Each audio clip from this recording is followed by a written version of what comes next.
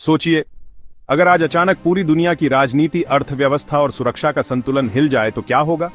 रूस और बेलारूस के युद्ध अभ्यास में भारत की एंट्री, यूरोपीय संघ की भारत को दी चेतावनी और अमेरिकी राष्ट्रपति ट्रंप द्वारा भारत पाक को ड्रग ट्रांजिट देश बताना, क्या ये सब एक नई वैश्विक चाल का हिस्सा है। इसी बीच भारत ग्रीन हाइड्रोजन प्रोजेक्ट से नई ऊर्जा क्रांति की ओर बढ़ रहा है। लेकिन क्या यह कदम हमें सुपर पावर बना देगा या नए दुश्मन खड़े करेगा।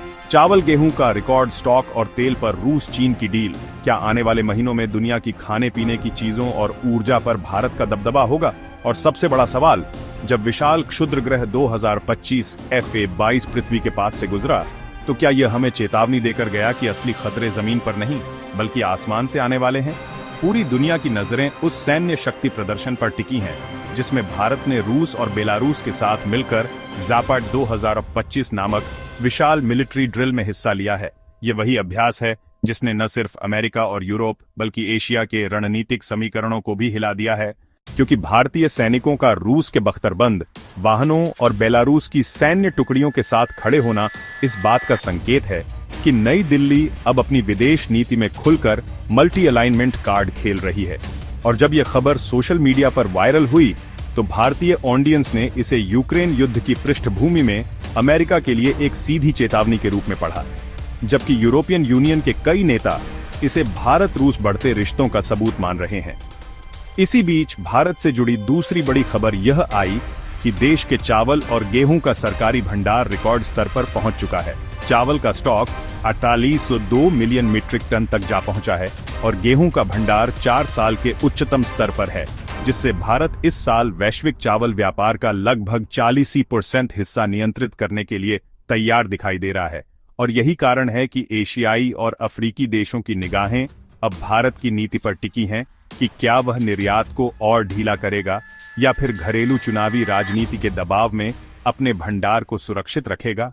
इन आर्थिक और सामरिक खबरों के बीच रूस के तेल उद्योग से आई ताजा रिपोर्ट ने फिर से हलचल मचा दी है। रूसी तेल कंपनी गैज़प्रॉम और ऊर्जा मंत्रालय ने दावा किया है कि एशियाई बाजार में तेल की मांग अभी भी बेहद तेज है। खास तौर पर चीन और भारत जैसे देशों से मिल रही भारी डिमांड ने रूस को भरोसा दिलाया है कि पश्चिमी प्रतिबंधों के बावजूद उसकी अर्थव्यवस्था डगमगाएगी नहीं। और यह बयान ऐसे समय आया है जब OPEC ने उत्पादन वृद्धि धीमी करने का निर्णय लिया है, जिसका सीधा असर आने वाले महीनों में कच्चे तेल की कीमतों पर पड़ सकता है और भारतीय उपभोक्ताओं तक इसकी लहर पहुंचने की संभावना से इनकार नहीं किया जा सकता। लेकिन वैश्विक चिंताओं के इस दौर में अंतरिक्ष से आई एक और सनसनीखेज घटना ने लोगों की सांसें रोक दी। 2025 FA-22 नामक एक विशाल क्षुद्र ग्रह, जिसे कभी पृथ्वी से टकराने की संभावना की वजह से खतरनाक माना गया था, आज पृथ्वी के बेहद पास से गुजरा और नासा सहित तमाम अंतरराष्ट्रीय वेधशालाओं ने पुष्टि की है कि यह 24,000 मील प्रति घंटे की रफ्तार से हमारे ग्रह के पास से बिना किसी नुकसान के निकल गया।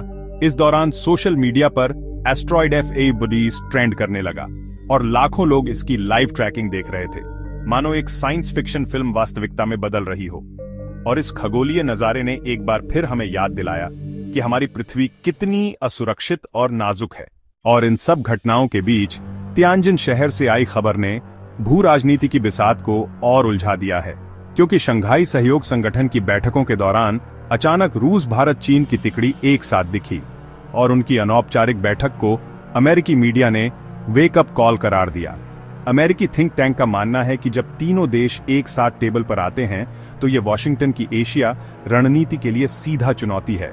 वहीं भारतीय मीडिया ने इसे नई दिल्ली की स्ट्रैटेजिक बैलेंसिंग एक्ट का हिस्सा बताया है, क्योंकि एक ओर भारत अमेरिका और यूरोप के साथ व्यापार समझौतों की बातचीत कर रहा है तो दूसरी ओर रूस और चीन के साथ अपनी साझेदारी को भी जीवित रख रहा है।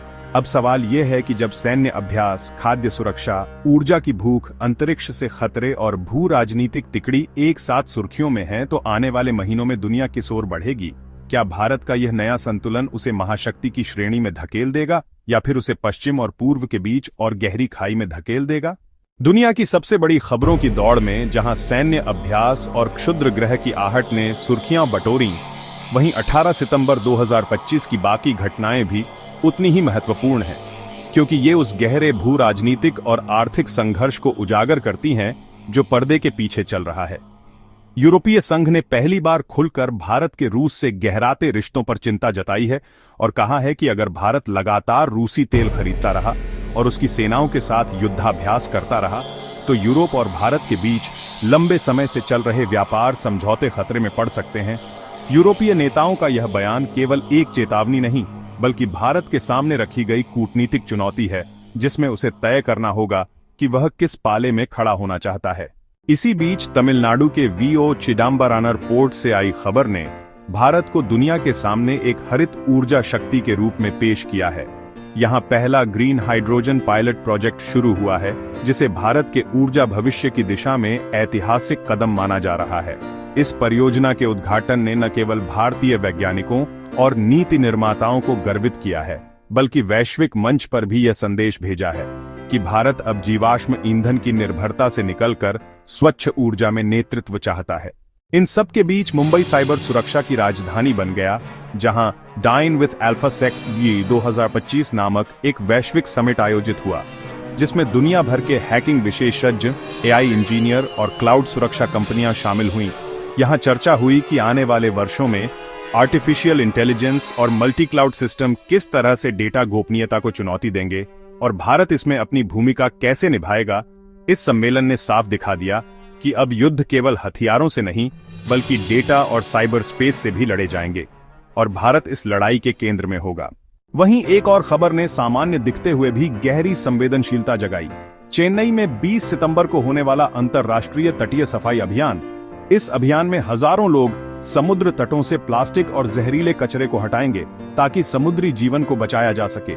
यह एक ऐसा संदेश है जो हमें बताता है कि भू राजनीति, हथियार और ऊर्जा से परे भी धरती पर ऐसी लड़ाइयां हैं जिन्हें जीतना जरूरी है और जिनमें हर नागरिक का योगदान मायने रखता है। और आखिर में आई वह चौंकाने वाली घोषणा जिसने भारत पाकिस्तान के बीच तनाव की एक नई परत जोड़ दी। अमेरिकी राष्ट्रपति डोनाल्ड ट्रंप ने भारत, पाकिस्तान और चीन समेत 21 देशों को मेजर ड्रग ट्रांजिट और इलिसिट ड्रग प्रोड्यूसिंग कंट्रीज की सूची में शामिल किया। इस बयान ने भारतीय विदेश मंत्रालय को सक्रिय कर दिया है क्योंकि यह सीधे सीधे भारत की छवि पर हमला करता है और वैश्विक स्तर पर भारत को रक्षात्मक स्थिति में ला खड़ा करता है, जबकि पाकिस्तान में इसे अमेरिकी राजनीतिक चाल बताया जा रहा है और चीन ने इस पर चुप्पी साध ली है। लेकिन सवाल यह है कि क्या यह ड्रग ट्रांजिट लिस्ट केवल एक कूटनीतिक दबाव का खेल है या फिर वाकई वैश्विक स्तर पर नशे के अवैध व्यापार को रोकने की एक ईमानदार कोशिश। और क्या भारत को इस सूची से बाहर निकलने के लिए और कठोर कदम उठाने होंगे या फिर वह इसे महज अमेरिकी चुनावी राजनीति का हिस्सा मानकर नजरअंदाज करेगा। इन पांचों घटनाओं को जोड़कर देखें तो साफ दिखाई देता है कि भारत का भविष्य केवल युद्धाभ्यास और खगोलीय घटनाओं से तय नहीं होगा बल्कि यूरोपीय कूटनीति, हरित ऊर्जा की खोज, साइबर युद्ध की तैयारी, पर्यावरण संरक्षण की जिम्मेदारी और अमेरिकी दबाव की नई चालों से भी तय होगा। और यही वह बिंदु है जहां आज का भारत खड़ा है। एक तरफ दुनिया की उम्मीदें और दूसरी तरफ चुनौतियों का बोझ। अब देखना यह है कि क्या भारत इन सब मोर्चों पर संतुलन बनाए रख पाएगा या फिर किसी एक दबाव में झुक जाएगा।